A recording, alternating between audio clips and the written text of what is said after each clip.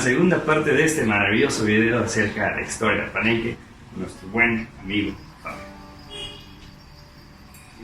Bueno, entonces, tratando de regresar a Palenque, entonces que Pacal y su nombre. Algo que a mí siempre me ha llamado mucho la atención con el nombre de Pacal, te lo digo, es siempre lo relaciono con el sol. Y esto puede ser que es por el día que nació. Si hablamos de 23 de marzo, estamos hablando a la entrada del equinoccio. La entrada del equinoccio, ¿no? El mes de marzo, que se considera pues, la temporada de la rosa y quema. La rosa. La rosa y quema, que ya lo estamos viendo ahora. es algo que, justamente es algo que a veces en mi cabeza se rompe. Cuando te dicen, no quemes, no tales, no siembres, pero entonces también me pongo a pensar, si no lo hacemos, pues ¿qué comemos? A mí me fascina el maíz. Definitivamente. Yo creo que a ti también. Pues somos el pueblo del maíz, ¿verdad? Lo dicen los mayas, lo dicen todas las culturas mesoamericanas. México es la cuna del maíz en el mundo, de gran variedad de especies de maíz. Definitivamente somos el pueblo del maíz. Bueno, entonces, la torre, que es la torre de vigilancia, Ajá. ¿tendría algo que ver la torre con el nacimiento de Pacal el 23 de marzo? ¿Qué piensas? No, bueno, la torre fue construida muy posterior a Pacal, es de un gobernante posterior. Ah, ok. No es de la época de Pacal. No es de la época. La torre no es de la época de Pacal. Pero, entonces, es una de vigilancia. Se considera hasta ahorita, la verdad es que es una torre de vigilancia, ya que Palenque se encuentra enclavada en una zona militarmente estratégica. Se encuentra en el parteaguas de dos zonas fisiográficas. Por un lado, detrás de Palenque, las montañas del norte, Claro. estamos hablando de una defensa natural, y solamente tenían que preocuparse los palencanos por el frente, por el norte precisamente, ¿no? Por la planicie. Y era hacia donde estaba apuntando directamente con el enemigo, ¿no? Entonces desde esa torre hay una vista espectacular de la planicie, desde la cual se piensa podía verse muy bien la llegada del enemigo. ¿Pudiste subir a la torre alguna vez? Sí, claro. ¿Sí? Desde luego que sí. ¿Has Por tenido tuve la oportunidad de subir a la torre en muchas ocasiones, en mis más de 25 años trabajando como guía. Y ya dijimos que guerra contra Calakmul. ¿Cuál otra guerra fue importante para que Palenque subiera como una entidad política? Las guerras que tuvo contra Tonina. Nah, claro, sabía que me ibas a contestar eso, ¿no? Está documentado que en el 687 uno de los recientemente descubiertos hijos del rey Pacal, Huac Nal Sirik Khan, que fue traducido, su nombre fue traducido por el gran epigrafista Guillermo Bernal. Está documentado que en el 687 este hijo de Pacal se lanza contra Tonina. Se lanza a Tonina como eminente jefe militar y vence a la gran Tonina en ese año. Pacal todavía está haciendo No, gobernante. Estamos hablando del 687, durante la época del hijo de Pacal, Cambalam II. Ah, ok. Entonces estamos hablando de que Pacal ya falleció. Cambala, el que es el sucesor, está al mando. Así es. Y un hijo de él es entonces el que guerrea a Tonina. Así es, este hermano se lanza contra Tonina, pues por órdenes de Cambala. órdenes de Cambalam. Y eso hace que tenga más poder Palenque. Definitivamente, Palenque tuvo sometida por mucho tiempo a Tonina.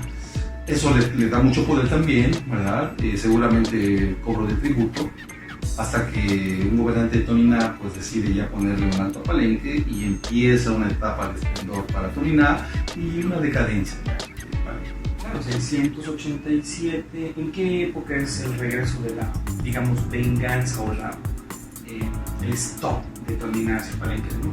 Estamos hablando de aproximadamente el 733, más o menos. Años, sí, ¿no? ya. Estamos hablando durante la época de gobierno de un gobernante de Tonina que se conoce como Kinich Bagnachak. Durante ese periodo, pues es que Tonina recupera su poder. La principal batalla, la principal guerra de Pacal mismo es en contra de Calakmul. Sí, la Y de obviamente 659. todo ese radio. Inclusive la casa C que se encuentra en el palacio, la casa C, que se considera desde mi punto de vista una de las estructuras más bellas de Palenque, en decirlo, del mundo maya, porque es donde muestra una galería de doble crujía, muestra un excelente aplanado en estuco, una gran cantidad de estuco, y pues las bóvedas, ¿no? La bóveda en saledizo se encuentra en excelentes condiciones. Entonces, esa estructura fue construida para conmemorar la victoria del rey Pacal contra los aliados de Calakmul. En el 659 es la batalla, y esa estructura, la casa se erige en el 661, o sea, 2 años después. 2 años después. Entonces podemos decir que es como un monumento a la guerra de Palenque. Oye, y hablando de celebraciones, hablando de monumentos, hablando de momentos de celebrar, pues, ¿qué podemos platicar acerca de la fiesta, ¿no? Digo, de los bailes rituales, ¿habían sacrificios? ¿Habían otros sacrificios? ¿Cómo te imaginas, mejor dicho, estas celebraciones en las casas o en los palacios? Los gobernantes eran vistos como encarnaciones de las mismas deidades a la fertilidad.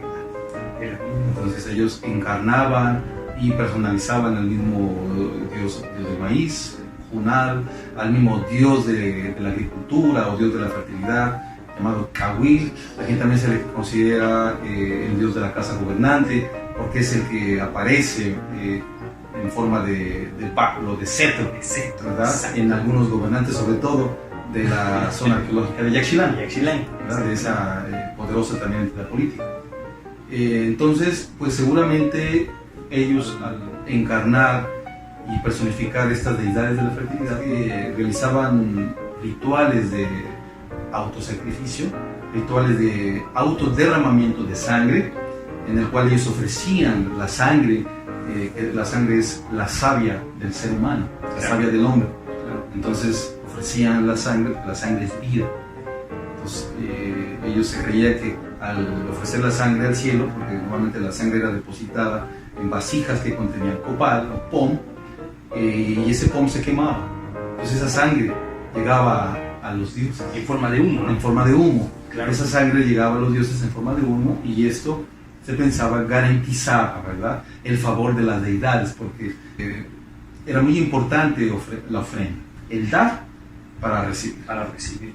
Es sin duda, esta cuestión de la forma de cómo se hacían los autosacrificios o los sacrificios siempre ha sido un tema bastante delicado de hacerle entender a las personas, porque dicen, no, son muy sanguinarios y mucha sangre, pero ¿me equivoco? El detalle es que mucha gente que comenta eso, y no más hablo de compatriotas mexicanos, sino también hablo de personas, de huéspedes de otras partes del mundo, yo creo que influenciados por la película de Apocalipto de Mel Gibson, ¿no? Claro, sin duda. En donde Mel Gibson pues acentúa la violencia, la cuestión de los sacrificios humanos, porque es una película que no tiene el objetivo de reivindicar los valores y la sabiduría y el conocimiento de la cultura maya. Es más bien una película comercial, claro, aunque lo que trata es de vender una de las facetas que permiten que haya una ganancia, ¿no? que es la violencia. Los mayas, al igual que otras culturas, pues fueron humanos también, hubo guerras, y en la guerra y en el amor todo se vale. Claro. Claro que hubo sacrificios, pero esto se puede ver en la historia universal. Los que están en el poder hacen grandes sacrificios, ¿no es cierto? Sí, llámese de sangre o llámese de cualquier otro sacrificio. En la historia de los mayas no son la excepción. Una de las industrias más antiguas de la humanidad es la industria de la guerra. Los mayas también tenían una importante industria de la guerra. Era importante hacer guerra. ¿Para qué? Para haber cautivos que pudieran trabajar como mano de obra en los proyectos públicos, cautivos que podían ser ofrendas para los... Bueno, eran cautivos esclavos, ¿no? Y tenemos que entender que la economía en ese momento se basaba en pedernales, en piedra, en semilla y en humanos. Sí, la mano de obra. Era visto como una riqueza, como hasta la fecha. Como hasta el día de hoy, ¿no? Hasta el día de hoy. La industria de la guerra, los mayas entonces, cuando se empiezan a traducir los glifos en los años 50, ¿verdad? Estamos hablando de Yuri Valentinovich Generoso. Entonces se empieza ya a leer una historia más humana de los mayas. Se rompe un paradigma. Se echan abajo algunas interpretaciones, algunas teorías de esa época romántica de los mayas, en que se pensaba que los mayas solamente eran una cultura dedicada a la meditación, a la contemplación, a la espiritualidad humana. Y no, ya la epigrafía, a través de la historia que los mismos mayas escriben, la historia jamás contada, porque ahora es la historia contada por ellos, que el corpus de jeroglíficos, de textos mayas, abarca un poco más de 15.000 textos que se han traducido ya parcialmente. Entonces, con esta información se sabe que los mayas fueron igual que otras grandes civilizaciones. También hicieron guerra, también sometieron, cobraron tributo, usaron el aparato de la guerra. Claro, sin duda es algo pues, como en la actualidad o como, bueno, el transcurso de la vida en la sociedad humana, ¿no? Tenemos, o tú tienes más o menos el dato de cuál es la extensión más bien. El arqueólogo chileno, egresado de la UNAM, Rodrigo Liendo Stoa, él dice que Palenque más o menos abarcó unos 135 kilómetros a la redonda. ¡Wow! 135 kilómetros. La ciudad como tal, en la actualidad cuando visitamos Palenque, cuando las personas entran a ver a Palenque, nos dicen que solamente está descubierto el 5% y el 10% de la ciudad y que probablemente son nada más unos 12 kilómetros cuadrados lo que está descubierto. Pues sí, se habla de que se han identificado hasta la fecha 1438 estructuras. Entonces se habla de hay quienes dicen que es como del 2 al 10%. Del 2 al 10%. Del 2 al 10%. Pues quiere decir que todavía hay mucho por hacer. Son 135 kilómetros, es una gran... Ahorita solamente podemos ver una fracción de lo que fue la antigua entidad política en su época. Y definitivamente Palenque pertenece al periodo de máximo apogeo de esta civilización, porque estamos hablando del periodo clásico. Como habíamos comentado, fue el periodo en que se erigieron el mayor número de entidades políticas en el mundo maya, que abarca más de 300.000 kilómetros cuadrados, incluyendo a 5 países que son México, Guatemala, Belice, El Salvador y Honduras, y a 5 estados del sureste mexicano, como son Chiapas, Tabasco, Campeche, Yucatán y Quintana Roo. En una estimación de una población se habla de 11 a 13 millones. 13 millones. De mayas viviendo en todo este territorio. En todo el territorio. En todo el territorio maya. 11 a 13 millones en todo, o sea, es decir...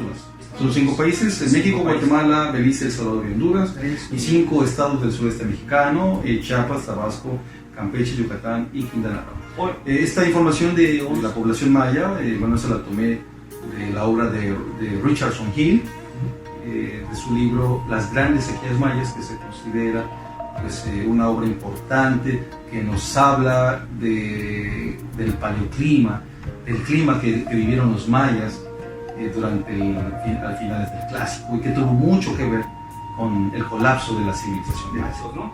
Pero tenemos que remontar que en aquella época mucha selva, un utensilio bastante arcaico, por decirlo de una manera, para cortar esa selva, para hacer estos territorios, pues era bastante población, ¿no? O sea, sí, pues estamos hablando de una población considerable. Para el 600, 900 después de Cristo podríamos decir que estamos hablando de una de las zonas más pobladas del planeta. Eso quiere decir que la selva que tenemos el día de hoy pues no existía como tal. Claro. La selva que tenemos actualmente es una selva que tiene un reposo de más de 1000 años. Entonces los mayas también devastaron grandes cantidades de selva, porque hay que recordar que aparte de la industria de la guerra desarrollaron otra industria muy importante, que fue la industria del estuco. La industria, diríamos hoy en día, la industria del cemento, ¿verdad? El cemento de los antiguos mayas, al que se le conoce como estuco. Entonces, para fabricar estuco se necesitaba usar como combustible una gran cantidad de madera. Y cuando hablamos de madera, hablamos de tala de árboles. Claro. Entonces, los mayas devastaron extensiones de selva para usar la madera como combustible. Esa es otra cosa que yo me imagino que a ti te pasa, a mí también me pasa cuando me toca platicar con las personas un poquito acerca de las ciudades mayas. ¿Cómo les rompemos esa ilusión cuando les decimos que los mayas talaron la selva, ¿no? Porque ellos siempre, sin duda, han escuchado de que el maya era amor y que veneraban a los árboles, se querían a las flores, y obviamente que sí, pero pues también era muy importante talar, no solo para hacer estuco, sino para comer. Claro, claro. ¿Estás de acuerdo? Sí, claro. Lo que pasa es que la gente, tanto en México como en otras partes del mundo, pues han idealizado un poco la cultura maya, ¿verdad? Porque es una cultura pues que ha sorprendido y ha fascinado a muchos estudiosos. De hecho, uno de los motivos por los cuales esta cultura fascina es precisamente porque los mayas desarrollaron una escritura. Claro. Solamente pocas culturas en el mundo, en la historia universal, ¿verdad?, desarrollaron escrituras autónomas. Y los mayas se consideran una de estas culturas, desarrollaron una escritura muy avanzada con la cual pudieron contar su historia. Y este estudio de historia, el desciframiento de esta escritura, ha unido a muchos eruditos en el mundo, ¿verdad? Hablamos de americanos, franceses, alemanes, rusos. Ruso, eso es lo que te iba a decir, ¿no? Ruso, yo creo, obviamente nuestro país yo creo que esta cultura apasiona a estudiosos de todo el mundo. Claro, y bueno, regresando al apasionamiento de estos señores que han escrito, yo creo que eso los ha llevado a hacer esta novela de la cultura maya, ¿no? Esta parte de decir, pues adoraban al sol y bendecían a los animales y pedían permiso antes de que algún animal muriera o en un sacrificio. Y por supuesto que lo entendemos, digo, lo vemos, ¿no? Lo vemos nosotros aquí en el estado de Chiapas, rodeado de grupos étnicos, vemos que las personas siguen haciendo este tipo de rituales, pero tenemos que entender, el estuco era economía. Sí, el estuco. Porque la industria del estuco era muy... A lo que me refiero con el estuco de economía es porque yo he estado, bueno, como tú, en varios sitios arqueológicos y siempre hemos visto que en sitios de menor rango el estuco es más delgado. Cuando visiten algún sitio arqueológico van a encontrar que las ciudades eran hechas de piedra, pegadas con una mezcla de caliza, probablemente de savia de árboles, probablemente de conchas de caracoles, y se colocaban las rocas. Y las ciudades que tenían mayor poder tenían este privilegio de recubrirlas. Así es. Con estuco. En ciertos periodos. En ciertos periodos. Pensamos que Pacal manda a hacer la casa C, ¿me dijiste?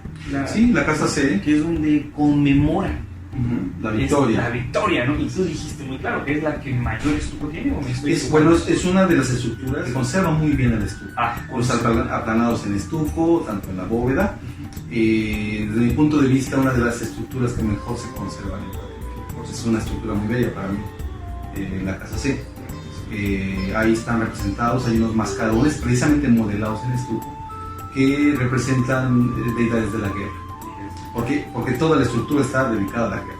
El patio que está atrás, que es el patio oeste, ahí se encuentran grabados, hay textos que mencionan a personajes sometidos de Huaná. En Huaná se encuentra la zona de... Estamos hablando de lo que conocemos como el patio de los cautivos. El patio de los cautivos es el patio este, está del otro lado. Estoy hablando del patio oeste. Hay textos, 6 textos que mencionan a 6 cautivos de Huaná. Pero ya en el patio este, que es lo que me comentas, es el patio de los cautivos. Ahí también tenemos en la subestructura algunos cautivos, y son de, bueno, están documentados algunos que pueden leer, de Pipa. De Pipa. También. La otra ciudad. La otra entidad. La otra ciudad. Entidad política sometida. Algo también que siempre me da mucho la atención de Palenque es que están los cautivos, está el patio de los cautivos, está obviamente la puerta central que está en el este, y apunta exactamente a una escalinata que tienen los cautivos. Esta escalinata entonces es una escalera trono. Bueno, lo que se conoce como la escalinata jeroglífica, a eso te refieres. Escalinata jeroglífica, que ha sido traducida parcialmente, que menciona el nacimiento del rey Pacal, su ascensión al poder, y esta batalla precisamente del 659 contra los aliados de Caracol. Y te la menciono porque pues, lo acabas de confirmar. Seguimos hablando. Claro, seguimos hablando de que Pacal está en el esplendor, está en el apogeo. Siempre se ha mencionado que la puerta este, la puerta este, originalmente la puerta de entrada al palacio, centrada con la escalera. Sí, la puerta este. Y algo bien interesante es que seguramente lo has notado, ¿no? Arriba de él están las representaciones de unos mascarones de Dios, los famosos 13 medallones. De los famosos 13 medallones. Y bueno, ahí lo que vemos en esa, estamos hablando prácticamente de la casa A La casa A, donde están los medallones. Una casa que fue construida aproximadamente en el 662. Fue comenzada por el rey Pakal y terminada por su hijo Kinich Kambalam II. Entonces, curiosamente, Kinich Kambalam II, que es el que termina ese corredor, esa galería, si contamos el número de gobernantes desde el que sube al poder hasta él, estamos hablando de 13 gobernantes.